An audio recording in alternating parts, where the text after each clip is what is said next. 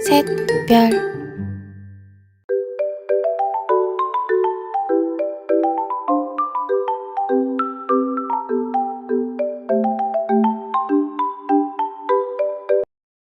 Assalamualaikum warahmatullahi wabarakatuh. Selamat pagi, selamat siang, dan selamat malam untuk kita semuanya. Kami dari kelompok 3 dengan beranggotakan Siti Nurhayati, Vanessa, Fatur Rahman, dan Nur Ayu Astari dengan judul makalah Analisis Derivat Babi dengan Metode Kromatografi Gas untuk Autentikasi Halal. Konsep halal dijalankan oleh beberapa agama seperti agama Islam dan agama Yahudi, di mana untuk agama Yahudi disebut kosher.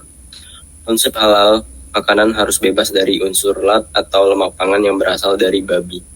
Di pasaran masih banyak produk yang mengandung turunan babi untuk menekan biaya produksi.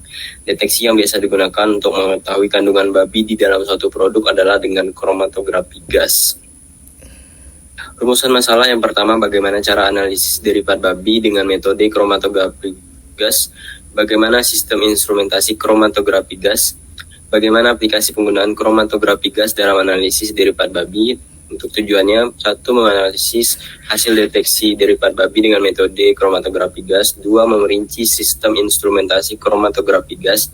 3. Merancang penggunaan kromatografi gas dalam analisis derivat babi. Untuk manfaatnya bagi peneliti, menambah pengetahuan bagi peneliti dalam bidang keilmuan farmasi analisis, khususnya mengenai analisis derivat babi dengan metode kromatografi gas untuk autentikasi halal bagi masyarakat sebagai bahan informasi dan edukasi kepada masyarakat mengenai analisis derivat babi dengan metode kromatografi gas untuk autentikasi halal, dan juga masyarakat supaya lebih waspada dalam memilih makanan yang dijual di pasaran. Bagi peneliti lain sebagai referensi untuk melakukan penelitian yang serupa dan mengembangkan menjadi lebih baik lagi. Untuk pedoman halal dapat dilihat pada beberapa panduan. Yang pertama pada Quran Surah Al-Maidah ayat 3, yang kedua Undang-Undang Dasar 1945 dan Undang-Undang Perlindungan Konsumen Nomor 8 Tahun 1999, dan pada keputusan oleh Menteri Agama Republik Indonesia Nomor 581 Tahun 2001. Untuk turunan ataupun derivat babi sendiri ada 3, ada daging babi, lemak babi, dan nilatin babi. Untuk daging babi, ketika kita mengonsumsi daging babi itu memiliki risiko terkontaminasi bakteri Yersinia enterocolictica yang berbahaya dan sulit dicerna oleh tubuh manusia. Yang kedua adalah lemak babi. Industri makanan seringkali mencampur lemak babi dengan produk makanan lain, biasanya margarin, untuk mengurangi biaya produksi. Untuk gelatin babi sendiri, biasanya itu sumber utamanya dari kulit babi sekitar 80%. Untuk tipe dari gelatin babi itu ada 2, ada A dan B. Untuk tipe A itu biasanya dari babi, untuk tipe B biasanya dari sapi. Sekitar 90% gelatin yang tersedia di pasaran itu berasal dari daging babi. Untuk selanjutnya akan dijelaskan oleh rekan saya. Baik, selanjutnya untuk kromatografi gas, ini merupakan metode pemisahan senyawa berdasarkan pada perbedaan pergerakan antara fase diam dan juga fase gerak di dalam suatu larutan, yakni berdasarkan pada volatilitas suatu zat, di mana fase gerak senyawa gas yang larut tersebut akan melewati kolom partisi sebagai fase diam. Zat yang mempunyai polaritas yang sama dengan fase diam akan menunjukkan pergerakan yang lebih lambat dibandingkan dengan zat yang mempunyai polaritas berbeda dengan material pada kolom partisi. Untuk GC ini digunakan untuk mendeteksi pemalsuan dengan membandingkan waktu retensi dan juga area puncak asam lemak yang telah diubah menjadi metil asam lemak ester dengan standar yang sesuai. Next.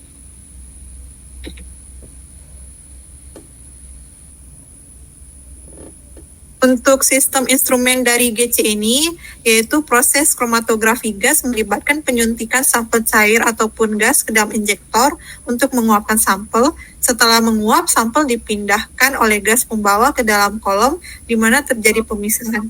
Komponen atau senyawa yang telah terpisah tersebut selanjutnya akan dideteksi oleh detektor. Detektor spektrometri massa akan memberikan informasi tentang berat molekul dari komponen tersebut dan bentuk fragmentasinya. Senyawa-senyawa dengan titik didih yang tinggi akan memiliki waktu retensi yang lebih lama daripada senyawa-senyawa dengan titik didih yang lebih rendah. Next. Kemudian untuk langkah kerja dari kromatografi gas untuk analisis derivat babi dilakukan dengan 3 tahapan. Yang pertama yaitu ekstraksi lemak dari sampel. Yang mana proses ekstraksi ini diawali dengan pemotongan sampel daging menjadi ukuran yang lebih kecil. Selanjutnya dilakukan pemanasan di dalam oven dengan menggunakan suhu 50 derajat Celcius. Pemanasan ini dilakukan hingga lemak di dalam daging tersebut meleleh keluar. Lemak yang dihasilkan tersebut ditampung, kemudian ditambahkan dengan Na2SO4 anhidrat yang bertujuan untuk menarik air yang masih tersisa. Setelah itu dilakukan derivatisasi, yang mana merupakan proses kimiawi untuk mengubah suatu senyawa menjadi senyawa lain untuk dilakukan analisis menggunakan kromatografi gas atau menjadi lebih mudah menguap. Yang mana pada proses derivasi ini asam lemak itu akan diubah menjadi suatu senyawa, yaitu asam lemak metil ester yang berguna untuk mempermudah proses analisis. Setelah itu dilakukan analisis data, yang mana data yang diperoleh tersebut akan dilakukan analisis menggunakan GCMS dengan teknik chemometrika dengan PCA untuk mengelompokkan data yang didapatkan. Next. Kemudian untuk kelebihan dan kekurangan dari kromatografi gas, yang pertama untuk kelebihan yaitu analisis yang relatif lebih singkat, efisien, akurat, dan juga sensitivitas yang tinggi. Berbagai macam senyawa yang saling bercampur. Kemudian untuk kekurangannya yaitu metode di dalam kromatografi gas terbatas pada zat yang sangat mudah menguap dan tidak mudah untuk digunakan pada pemisahan campuran di dalam jumlah yang besar. Next. Nah, untuk metode yang dilakukan dalam penulisan makalah ini yaitu pengumpulan literatur melalui beberapa situs seperti Google Scholar, Scopus, dan juga PubMed dengan menggunakan jurnal internasional dan juga nasional. Kriteria inklusi dari makalah ini adalah penelitian mengenai autentifikasi halal dari produk makanan menggunakan teknik kromatografi gas antara tahun 2014 sampai 2024. Kemudian kajian analisis komponen tidak halal dari fat babi pada produk pangan menggunakan kromatografi gas yang dilakukan antara tahun 2014 sampai 2024. Lalu untuk kriteria eksklusinya yaitu tentang autentifikasi halal produk makanan menggunakan teknik kromatografi gas yang namun negatif mengandung babi. Next. Untuk hasil akan dilanjutkan oleh rekan saya. Baik, selanjutnya mengenai hasil. Nah, di mana dari hasil makalah ini kami mengambil beberapa literatur, yaitu 4 referensi yang kami rujuk, di mana berdasarkan referensi yang pertama yaitu Rahayu dan kawan-kawan tahun 2014 mengenai analisis lemak babi pada produk coklat, di mana hasilnya yang didapatkan yaitu positif, di mana waktu retensi pada 38,8 menit itu merupakan waktu retensi senyawa dari asam 11,14 eikosadinoat yang merupakan penanda bahwa tersebut terdapat lemak babi. Yang kedua, berdasarkan Azizan dan kawan-kawan tahun 2021, di mana di sini deteksi lemak babi pada biskuit gandum menggunakan kromatografi gas, di mana hasil yang didapatkan yaitu asam lemak C18-3,6 disarankan sebagai penanda potensial untuk membedakan biskuit gandum murni dan biskuit gandum olahan dengan lemak babi. Nah, di mana yang ketiga yaitu Guntarti tahun 2020 tentang penentuan asam lemak dan autentifikasi kehalalan dari sosis, di mana hasil yang didapatkan yaitu sosis babi mempunyai kandungan asam palmitat sebesar 37,75%, sedangkan asam myristat yaitu 22,24%, asam oleat 25,29%, dan asam laurat 8,46%. Sedangkan berdasarkan referensi yang terakhir kami merujuk yaitu berdasarkan Yuli Rohyami tentang identifikasi lemak pada daging babi menggunakan GCMS, yaitu hasil yang didapatkan dengan GCMS itu menunjukkan bahwa kandungan asam lemak tak jenuh pada lemak babi berasal dari asam oleat. Oke, boleh di next.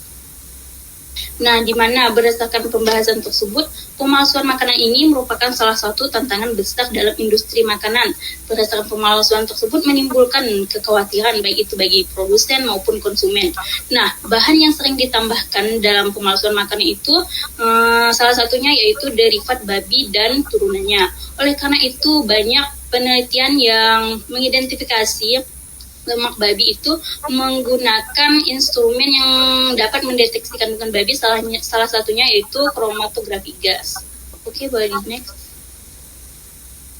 Nah, sebelum diinjeksikan ke kromatografi gas itu, sampel terlebih dahulu tuh dilakukan ekstraksi dengan metode sortasi. Dan hasil akhirnya yaitu berupa supernatant, bagian atasnya diambil lalu diinjeksikan ke kromatografi gas. Nah, setelah itu detektor spektrofotometri massa akan memberikan informasi tentang berat molekul dari komponen tersebut dan bentuk fragmentasinya. Nah, setelah itu senyawa-senyawa dengan titik didih tinggi akan memiliki waktu retensi yang lebih lama daripada senyawa-senyawa dengan titik didih yang lebih rendah. Nah, kromatografi gas ini adalah salah satu kromatografi yang tidak menggunakan fase gerak untuk bereaksi dengan analit. Oke, di next. Oke, selanjutnya diserahkan kepada rekan saya. Baik, selanjutnya ada penelitian yang pertama itu berdasarkan penelitian dari Rahayu 2014 itu terkait analisis lemak babi dalam produk coklat, didapatkan hasil bahwa analisis lemak babi ini mengandung asam lemak babi, yaitu asam lemak eicosadionat 11-14 dengan struktur kimia sebagai berikut.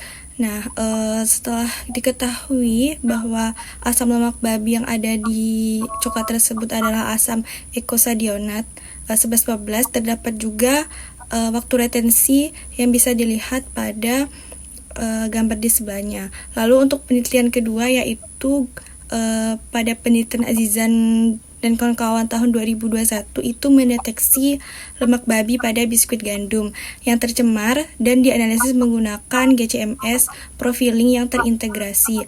Nah, asam lemak di dalam gandum biskuit ini diidentifikasi dan ditemukan bahwa lemak babi itu mengandung presentasi UVA lebih tinggi dibanding SFA. UVA ini adalah asam lemak tak jenuh yang mengandung satu atau lebih ikatan rangkap antar atom karbon. Sedangkan untuk SFA itu asam lemak jenuh yang rantai lurus asam lemak tanpa ikatan rangkap. Next. Nah, untuk penelitian yang ketiga itu penelitian Guntarti dan teman-teman tahun 2020 itu menganalisa komponen asam lemak pada sosis. Nah, di sini ada membandingkan antara sosis babi 100% dan sosis sapi 100%. Pada profil kromatogramnya itu, pada yang merah itu adalah sosis babi 100% dan yang pada biru itu yang mengandung sosis sapi 100%. Nah, dari penelitian tersebut didapatkan bahwa asam lemak dominan pada sosis babi yaitu asam palmitat, asam miristat, asam oleat, dan asam laurat. Lalu untuk penelitian yang terakhir itu ada penelitian dari Yuli Rohyami dan teman-teman tahun 2023 itu mengidentifikasi lemak babi. Nah, di sini dia mengidentifikasi lemak babi pada sampel paha babi. Selain untuk memetakan asam lemak, metode GCMS ini juga dapat digunakan untuk mengidentifikasi komponen volatil yang tergantung di dalamnya.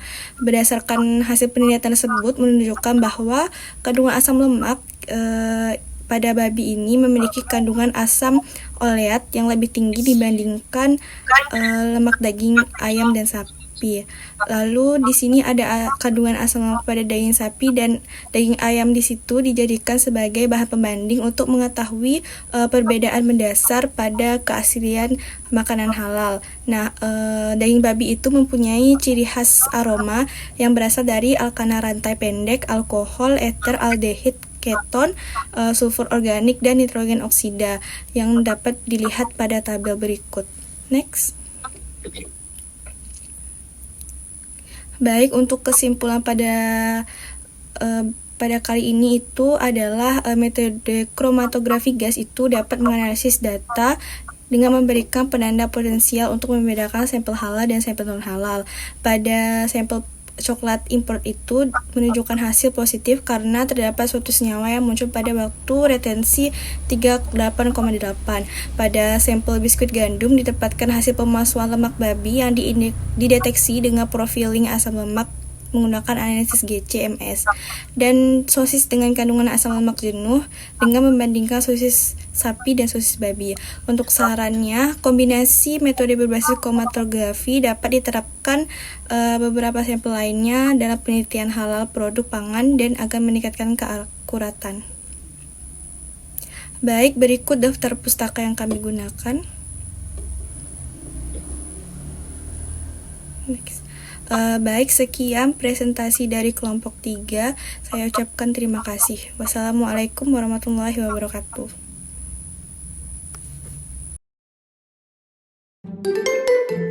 Set, 별,